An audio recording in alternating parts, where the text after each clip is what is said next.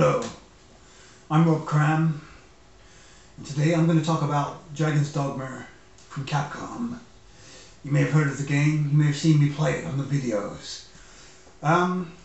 Firstly, what am I going to say about the game? I'm not allowed to review the game per se because there's an NDA and the review embargo is a few days time. So this is a preview of Dragon's Dogma, my initial thoughts and impressions of the game. So you've seen me playing various characters. I like the fact that you've got different play styles, different characters you can choose. I found the warrior gameplay to be probably the most challenging, since you can't block, you can't dodge. There are moves that you can eventually evade and attack. But I found that from starting off you're pretty limited in terms of how you approach combat situations, and you do kind of tend to rely more on your pawn support. And I guess getting a good level of support pawns to complement the warrior gameplay is key to success. But then once you kind of level up the warrior and you've got a bit more stamina, a bit more strength and a bit more health, you do become quite a formidable opponent, and you can wade in to the enemies and take them out quite easily with your support pawns backing you up. Well, I did find that it's good to send the pawns in first and then attack. So I like that aspect of the gameplay, the fact that you can tailor it to how you want to play, and that's also embodied with the other classes that you have on offer. For example, the fighter class that I was playing has a shield and a sword and is able to kind of get right stuck in to the heart of the combat, and then rely on like the mage classes to health him up and help. And that's another good point, that the fact that you can control the direction of the battle and also dictate what your pawn's doing, kind of by asking them to help you. You know, push the D-pad and they'll offer help, or you can order them to move forward, order them to come to you.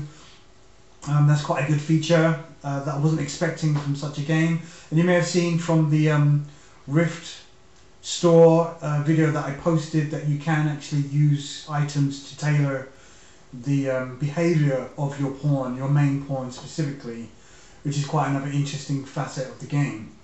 So overall, Dragon's Dogma has got a lot of intricate details, but in a very simplified manner, that I'm finding enjoyable, and I think people playing will find quite intriguing. I think the lack of no actual co-op might, to some people, feel like a wasted opportunity, but then again, the fact that you get to play with other people's creations and how they've tailored their pawn shows you that when you are playing the solo game, you do have to think more about what you're doing with your pawn and how you're developing your pawn character, because then other people, or maybe your friends or strangers, might take that pawn and introduce that into their game. So it's kind of almost a reflection of your main character, but put onto your pawn.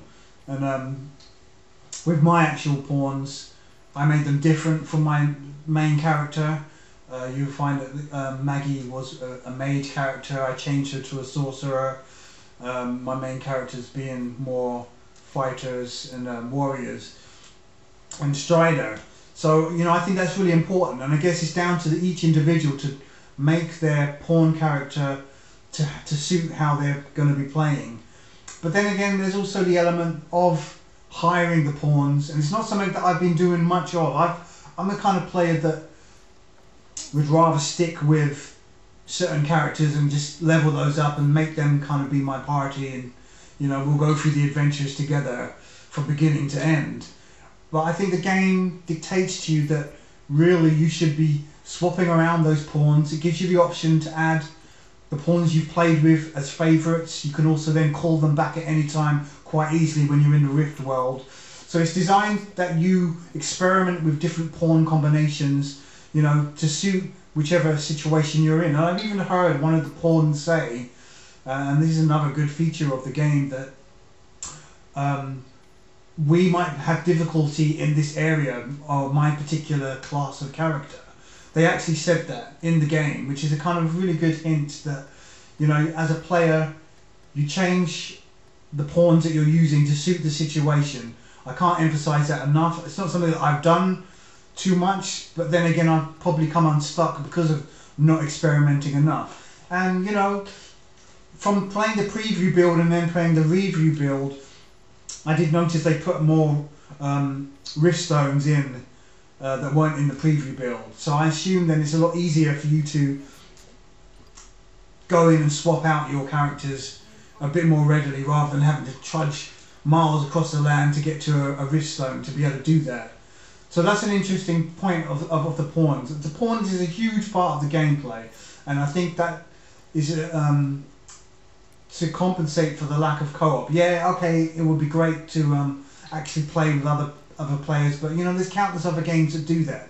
This is a single player focused game, but it's got that introduction of the influence of other people's creations into your world, and I think that's a really positive aspect of and a unique aspect of the game, which works in its favour.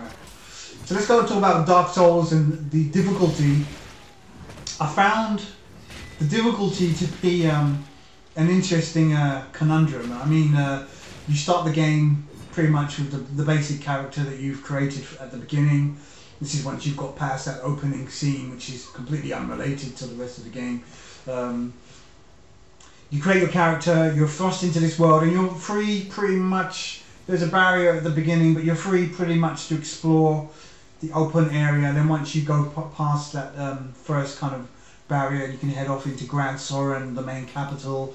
You then really have that whole entire world to explore, and that in itself is the challenge and the difficulty, because I found that even wandering off the beaten track at a low level, which the game or the pawns tell you not to do.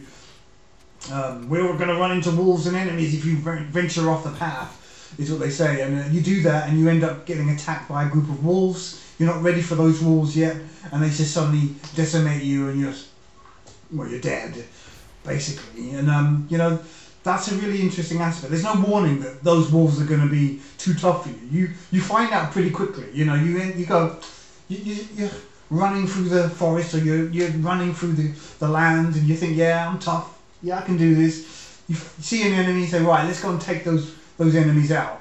You run up to those enemies, you start slashing your sword, and then they hit you with an attack, and half your health is gone.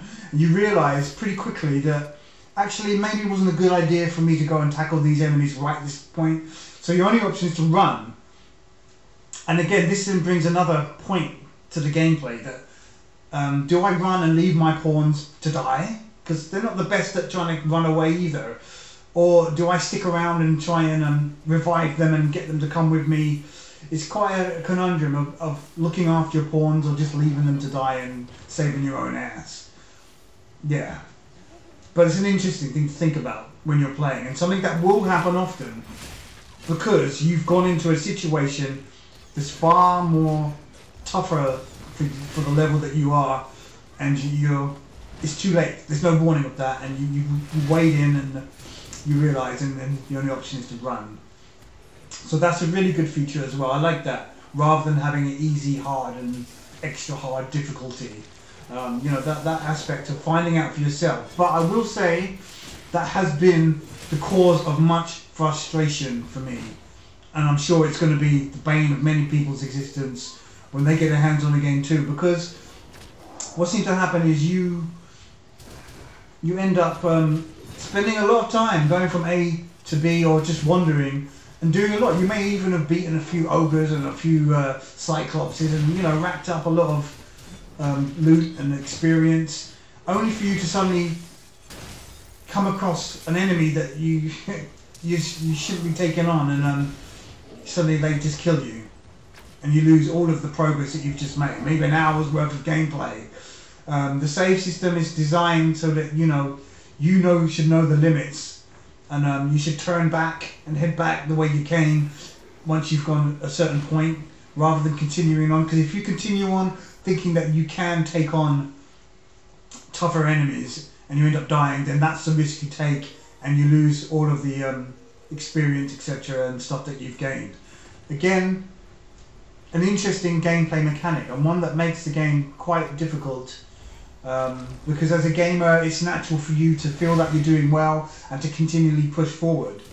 And I found that when doing one of the quests, for example, I recorded some of it. It was an escort quest, and what happened was we ended up getting near to our end objective, where we would drop off the AI character, the NPC, and what happened was we ended up coming across a troll and some female bandit assassins. We took out the bandits, no problem. The pawns kept healing the NPC that we were escorting, but then the troll came along and killed the person we were supposed to be escorting. Quest failed. Okay, so we carried on and we killed the ogre. Stupidly, then I moved on. Obviously, I failed the quest, but I carried on that route, and I come across another group of bandits and an ogre, and I got killed. So all of that gameplay was lost. All of that effort was lost, and frankly, I was really annoyed. So you really have to work the save system. That is a tip I could give you. So let's conclude this. Dragon's Dogma, I think it's coming out on the 25th of May from Capcom. It's on PS3, PC and Xbox 360. Without actually reviewing it and giving it a score, from what I've played, from the preview and what you've probably seen on the videos, it's a damn good game. I really like it. It's not the most polished of games, you know, but for the type of game that it is, an open world experience, what they've done is created a really action-packed, easy to get into. I must emphasize that it's very easy to get into.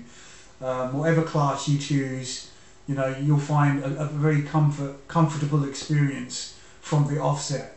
And as I said, the only real difficulty is if you push yourself too far ahead in terms of your exploration. So yeah, I really enjoyed it, and I can't wait to see the reactions of other people when they actually get the review build as well, or the final retail build, and start messing around with other people's creations and seeing what they have to offer and how that impacts on my particular game. So yeah, Dragon's Dogma, big thumbs up so far, and definitely worth getting into if you're into action adventure games and RPGs. Okay, thanks for watching.